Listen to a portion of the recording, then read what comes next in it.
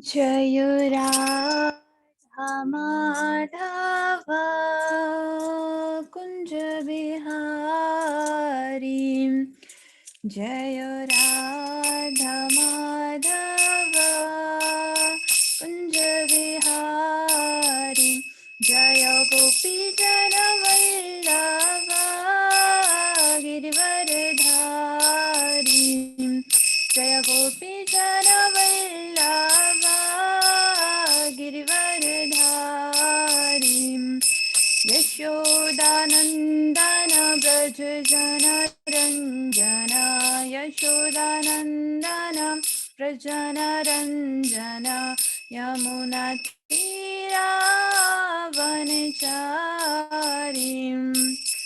यमुनातीरावनचारी, जय राधा माधव कुंज बिहारी, जय राधा माधव कुंज बिहारी। हरे कृष्णा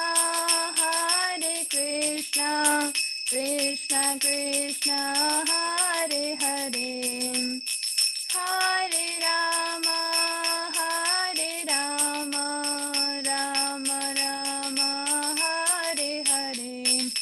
हरे कृष्णा कृष्णा कृष्णा हरे हरे, हरे राम राम राम हरे हरे, हरे कृष्णा कृष्णा कृष्णा हरे हरे, हरे राम राम राम हरे हरे, हरे कृष्णा कृष्णा कृष्णा हरे हरे, हरे राम राम राम हरे हरे, हरे कृष्णा कृष्णा कृष्णा हरे हरे, हरे राम राम राम हरे हरे, जय प्रभुपाद जय श्रीला प्रभुपाद, जय प्रभुपाद जय श्रीला प्रभुपाद, जय प्रभुपाद जय श्रीला प्रभुपाद, जय प्रभुपाद जय श्रीला प्रभुपाद, जय प्रभुपाद जय श्रीला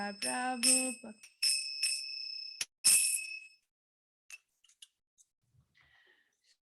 हरे कृष्णा, आप सबको मेरा दंडवत प्रणाम। आज के श्रीला प्रभुपाद लीलामृत अध्ययन में आप सभी का स्वागत है। जैसे कि आप जानते हैं, काफ़ी टाइम से हम लोग इस सेशन को कंटिन्यू नहीं कर पाए थे क्योंकि दिसंबर के मंथ में हम लोग बुक डिस्ट्रीब्यूशन में सब लोग व्यस्त हो गए थे। तो आज हम वापस उसको स्टार्ट कर रहे हैं। तो चलिए स्टार्ट करते हैं आज का सेशन। सबसे पहले हम लोग ये कर लेते हैं, मंगलाचरण कर लेते हैं और सभी गुरु आचार्यों के श्री चरणों में अपना दंडवत प्रणाम ऑफर करते हैं। ओम अज्ञानामतिमिरान्धस्य ज्ञानाञ्जनशलाकया चक्षुरुन्मिलितं येन तस्मै श्रीगुरुवे नमः। श्रीचैतन्यमनोभीष्टं स्थापितं येन भूतले स्वयं रूप कदा मह्यं ददाति स्वपदान्तिकं। वन्देऽहं श्रीगुरून् श्रीयुतपदकमलं श्रीगुरुं वैष्णवंश्च श्रीरूपं साग्रजातं सहगण रघुनाथान्वितं सजीवम् सावधूतं सावधूतं परिजनसहितं कृष्णचैतन्यदेवं श्रीराधा कृष्णपादान् सहगण ललिता श्रीविशाखान्वितांश्च। हे कृष्ण करुणा सिन्धो दीनबन्धो जगत्पते गोपेश गोपिकान्त श्रीराधाकान्त नमस्तुते। तप्त कांचन गौरांगी राधे वृंदावनेश्वरी वृषभानुसुते देवी प्रणमामि हरिप्रिये। वाञ्छाकल्पतरुभ्यश्च कृपा सिन्धुभ्य एव च पतितानां पावनेभ्यो वैष्णवेभ्यो नमो नमः। जय श्री कृष्ण चैतन्य प्रभु नित्यानंद श्री अद्वैत गदाधर श्रीवासादि गौर भक्त वृंद। हरे कृष्णा कृष्ण कृष्ण हरे हरे, हरे राम राम राम हरे हरे। आपका दोबारा से स्वागत है और हम आज का सेशन स्टार्ट करते हैं। मैं स्क्रीन शेयर कर लेती हूँ पहले।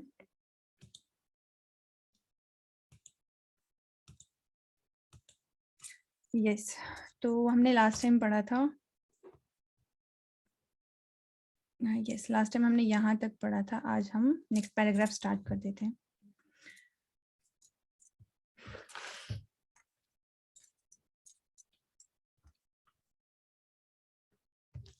हम लोग पढ़ रहे हैं चैप्टर 9 जिसका शीर्षक है वृंदावन का एक निवासी। ठीक है, तो हम लोग स्टार्ट कर देते हैं।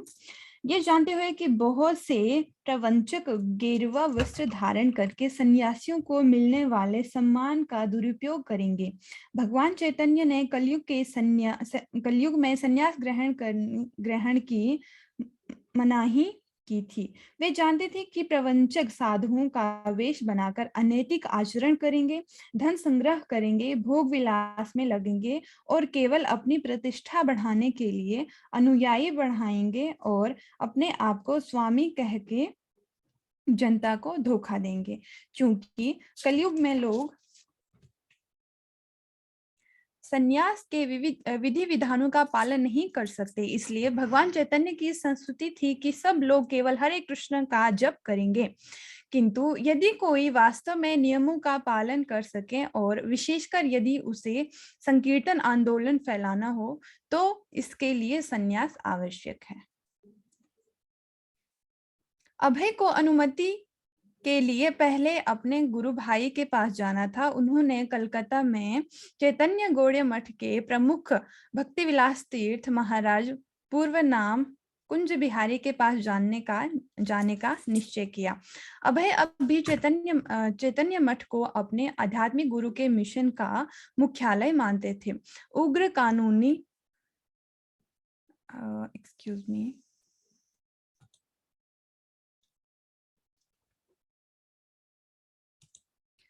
हरे कृष्णा, सॉरी, यस कहाँ पहुंचे थे, यस उग्र कानूनी लड़ाइयों में चैतन्य मठ सर्वाधिक महत्वपूर्ण संपत्ति थी और 1948 ईस्वी में वे भक्ति विलास तीर्थ महाराज के वैद्य अधिकार में था।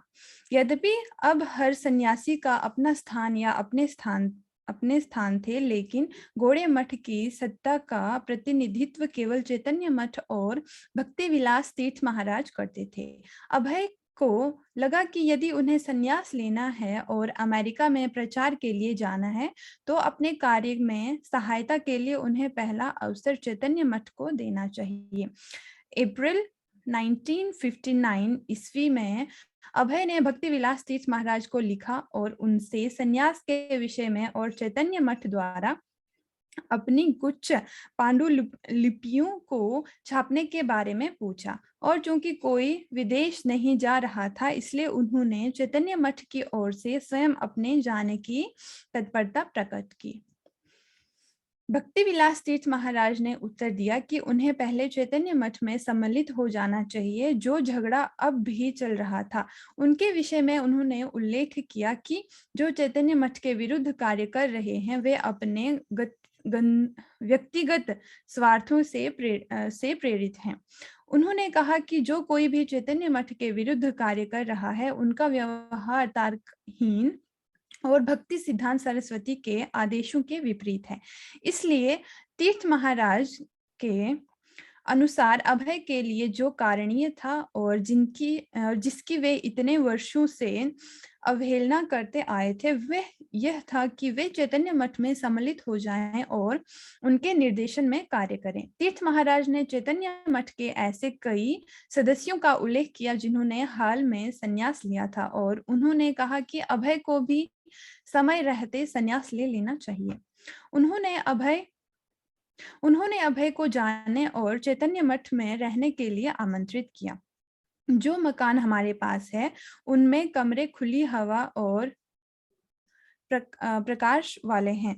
हम आपको विशेष सुविधाएं प्रदान करेंगे, कोई कठिनाई नहीं होगी। हम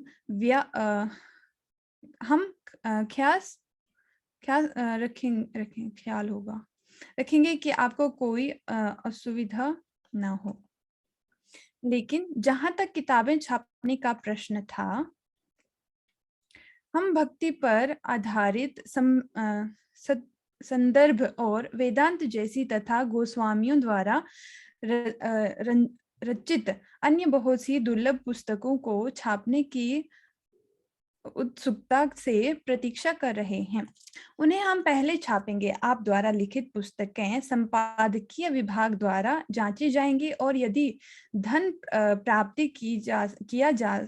किया जा सका तो प्राथमिकता के अनुसार उनका मुद्रण हो सकता है। पुस्तकें तभी मुद्रित होंगी यदि वह चैतन्य मठ की सेवा के लिए उपयोगी होंगी। इसलिए यदि धन संग्रह हो सका तो विदेश जाने की भी योजना है। अभय उत्साहित नहीं हुए। उन्होंने कहा उन्हें लगा कि मुख्य कठिनाई यह थी कि चैतन्य मठ के पास धनाभाव था। श्रील प्रभुपाद, मैं अपने टूटे टाइपराइटर से काम ले रहा था। मैं तीर्थ महाराज के पास गया और बोला, आप मुझे एक कमरा दे दीजिए और मेरी पुस्तकें छाप दीजिए। मुझे कुछ पैसे दीजिए, मैं आपके साथ आ जाऊंगा। मैंने सोचा कि यह गुरु महाराज की संस्था है। उन्होंने ना नहीं कहा, लेकिन पुस्तकें छापना उनके लिए कठिन कार्य था। उनके पास धन नहीं था। मुश्किल से वह निर्वाह भर के लिए इकट्ठा कर पा रहे थे। पुस्तकें छापना बड़ा भारी धंधा है और उनकी बिक्री की कोई गारंटी नहीं थी। सॉरी। बिना पुस्तकों की छपाई और पश्चिम की यात्रा के संन्यास का अभय के लिए कोई अर्थ नहीं था। और कौन जानता था कि तीर्थ महाराज उन्हें संन्यास लेने की अनुमति कब देंगे। कलकत्ता जाकर केवल खुली हवा और प्रकाश वाले कमरे में रहने का कोई मतलब नहीं था। यह तो उनके पास वृंदावन में भी थे। अभय ने तीर्थ महाराज को उत्तर दिया और उनमें अंग्रेजी भाषी जनता में जाकर प्रचार करने के लिए श्रील भक्ति सिद्धांत सरस्वती के सीधे आदेशों का उल्लेख किया। वह पश्चिम के देशों को तुरंत जाना चाहते थे और उन्होंने सोचा था कि चैतन्य मठ उनके लिए प्रस्ताव का स्वागत करेगा। अभय और तीर्थ महाराज दोनों की जिम्मेदारियां थीं, लेकिन मिलकर कार्य करने से शायद वे अपने आध्यात्मिक गुरु की इच्छाओं को पूरा कर सके। अभय ने तीर्थ महाराज को पुनः विचार करने को कहा। 7 मई 1959 ईस्वी में भक्ति विलास तीर्थ महाराज ने जवाब दिया, मेरा सुझाव यह है कि शीघ्रता में कोई निर्णय ना लें। अभय, आप हमारे साथ रहें और अपने को संस्था की सेवा में लगाएं और तब त्रिदंड संन्यास लें। त्रिदंड धारण करने का उद्देश्य संस्था की सेवा करना है। यदि आपकी यही इच्छा है तो श्री चैतन्य मठ आपके अमेरिका जाकर प्रचार करने के बारे में तय करेगा और इसके लिए सारी व्यवस्था करेंगे। संस्था का यह सिद्धांत कभी नहीं हो सकता कि हर व्यक्ति को उसकी इच्छा का प्रयास के अनुसार कार्य करने दिया जाए। प्रमुखों के परामर्श से संस्था तय करेगी कि किसे क्या करना है। मैं केवल यही जानना चाहता हूँ। सबसे पहले व्यक्ति को संस्था के साथ अपना तादात्म्य स्थापित करना आवश्यक है। अमेरिका या बाहर के अन्य देशों में प्रचार करने के लिए यह आवश्यक है कि पृष्ठभूमि में एक गौरवशाली संगठन हो और दूसरी यह भी जरूरी है कि विदेशों में प्रचार के लिए जाने से पहले व्यक्ति भारत में ख्याति अर्जित कर ले। पश्चिम में पहले की तरह अब सभाएं या बैठकें नहीं होती। संचार दूरदर्शन के माध्यम से होती है। अभय चैतन्य मठ की आवश्यकताएं और प्राथमिकताएं समझ गए थे, लेकिन वे इसके लिए तैयार नहीं थे कि भक्ति सिद्धांत सरस्वती के पश्चिम में जाकर प्रचार करने का जो सर्वोच्च आदेश दिया है उसका उल्लंघन हो। अभय ने चैतन्य मठ के नेताओं को अपनी सेवाएं यह सोचकर अर्पित की थी कि वे लोग भी उन्हें पैसा जैसा सोचते होंगे, उन्हीं के जैसे सोचते होंगे। उनका विचार था कि कृष्ण भावनामृत के लिए देखते हुए संसार की तात्कालिक जरूरत देश भर देखकर मठ ने नेता समझ जाएंगे कि अभय बाबू में उत्साह है और आत्मविश्वास है, और वे जो कुछ भी मांगते हैं उनकी व्यवस्था उन्हें तुरंत पश्चिम देना चाहिए। लेकिन उनकी प्राथमिकताएं और ही थी। अभय अब मथुरा के केशव महाराज की ओर उन्मुख हुए और केशव महाराज ने उन्हें तुरंत संन्यास लेने को कहा।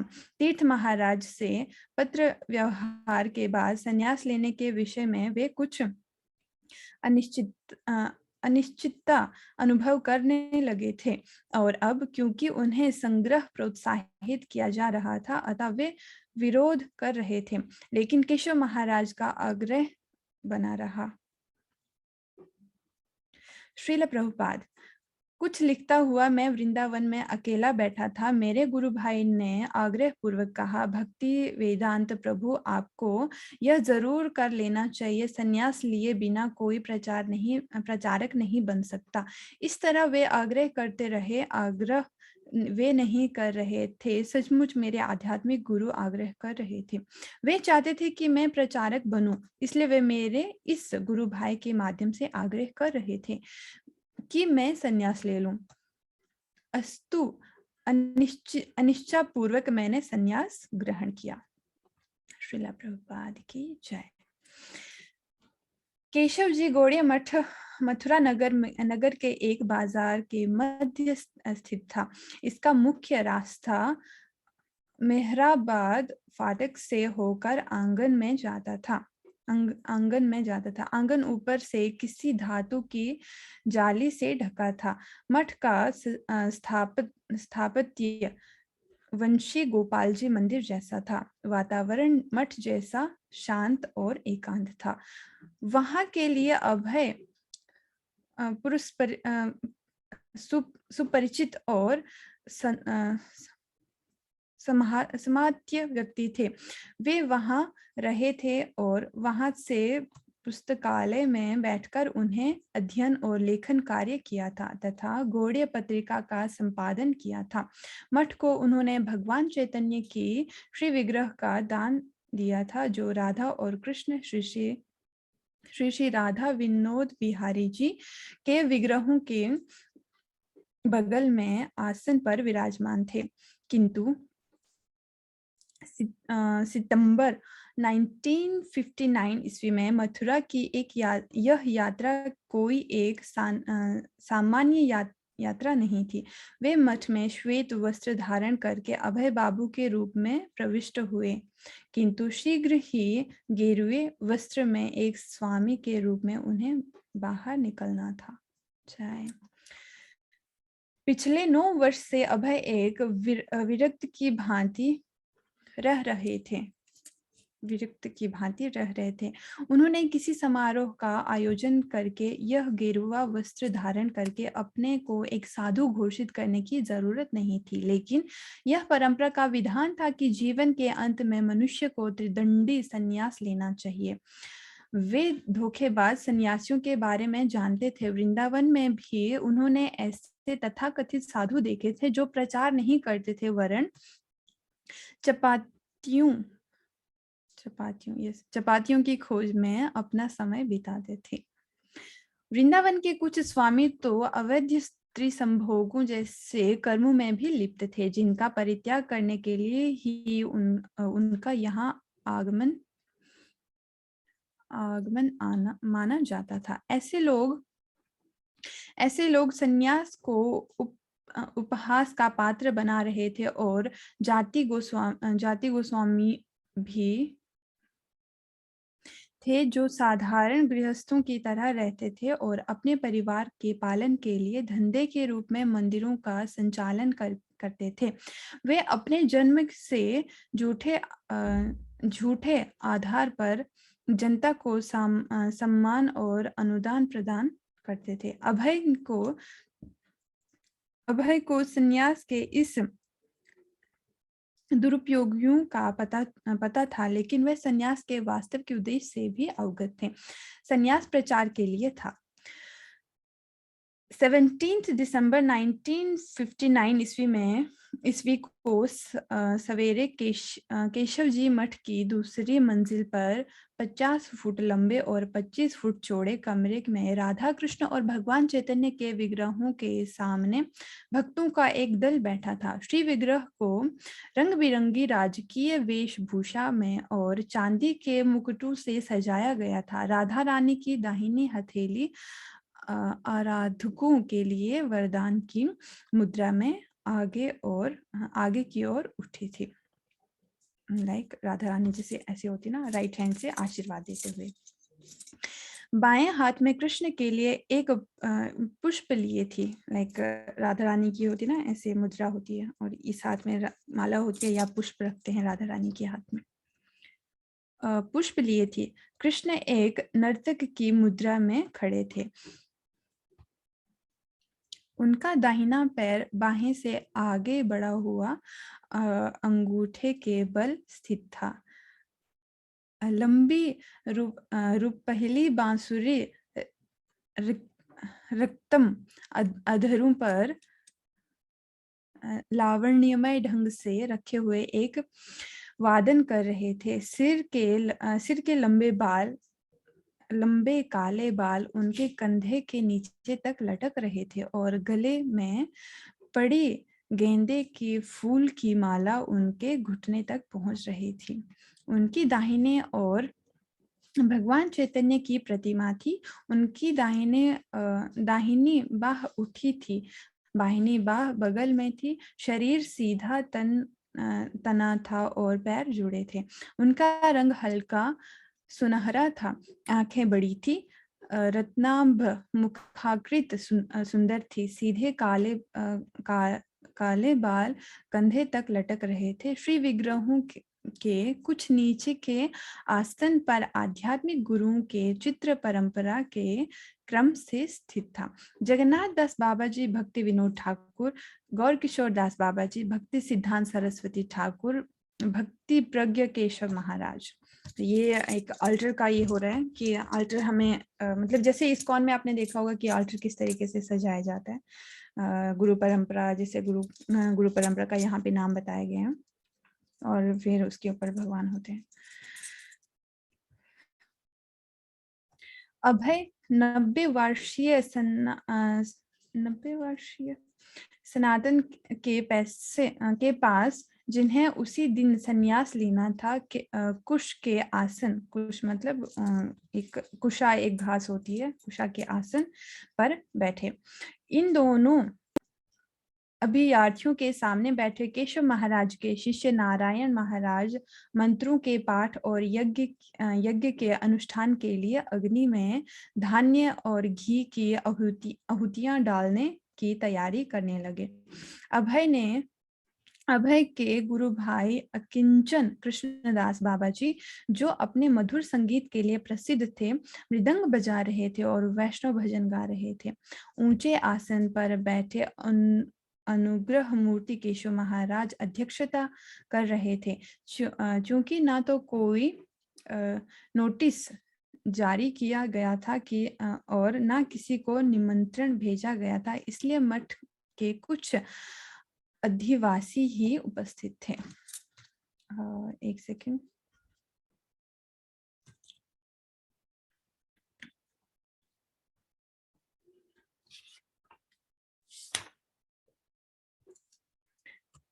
यस, तो यहाँ पे श्रील प्रभुपाद का ये हो रहा है, अभी संन्यास दीक्षा उनको मिल रही है। तो ये सब वही हमारे सामने चित्र प्रदर्शित कर रहे हैं कि क्या क्या हो रहा है वहाँ पे। तो नेक्स्ट बढ़ते हैं। नारायण महाराज ने कुछ अपेक्षित मंत्र पढ़े और तब वे शांत होकर बैठ गए और केशव महाराज व्याख्यान देने लगे। तब सबको आश्चर्य में डालते हुए उन्होंने अभय से बोलने को कहा। अभय को इसकी आशा न थी। अपने चारों ओर बैठे भक्तों के समुदाय में उन्होंने दृष्टि डाली तो वे समझ गए कि सबकी सामान्य भाषा हिंदी थी। केवल केशव महाराज और कुछ अन्य अंग्रेजी बोलने वाले थे, लेकिन उन्हें मालूम था कि उनको अंग्रेजी में ही बोलना है। अभय के भाषण के बाद प्रत्येक नवदीक्षित को उसका संन्यास दंड प्राप्त हुआ, जो सिर जितना ऊंचा था और चार बेतों को एक में बांध करके बनाया गया था और गेरवे वस्त्र से पूर्णतः आच्छादित था।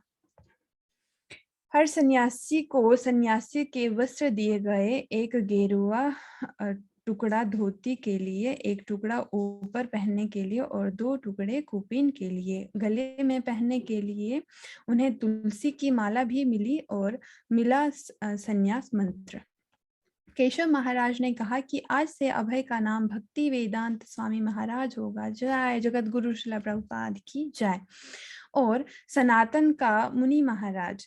समारोह के पश्चात दोनों नए सन्यासियों का फोटो खींचा गया और अपने सन्यास गुरु के अगल बगल खड़े थे, जबकि गुरु महाराज कुर्सी पर बैठे थे। आई थिंक हमने स्टार्टिंग में जब हम श्रील प्रभुपाद लीलामृत स्टार्ट कर रहे थे तो हम ये पिक्चर देखे थे। अभी देखती हूँ अगर मिल पाएगा तो वापस देख लेते हैं वो वाला पिक्चर जहाँ पे श्रील प्रभुपाद को संन्यास दिया गया था।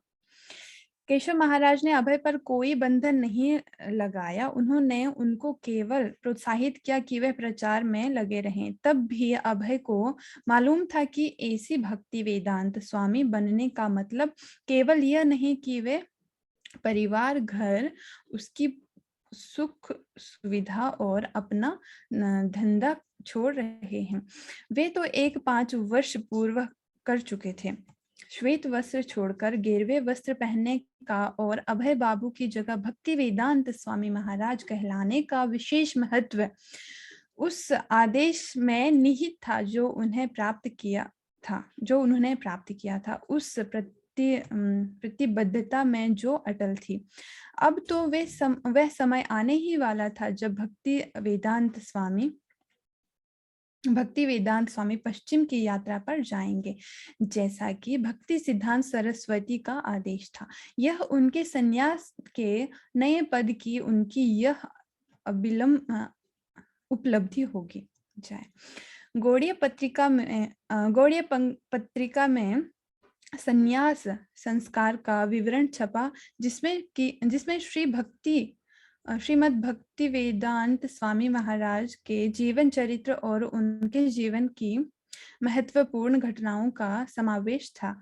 विवरण का अंतिम अंश इस प्रकार था।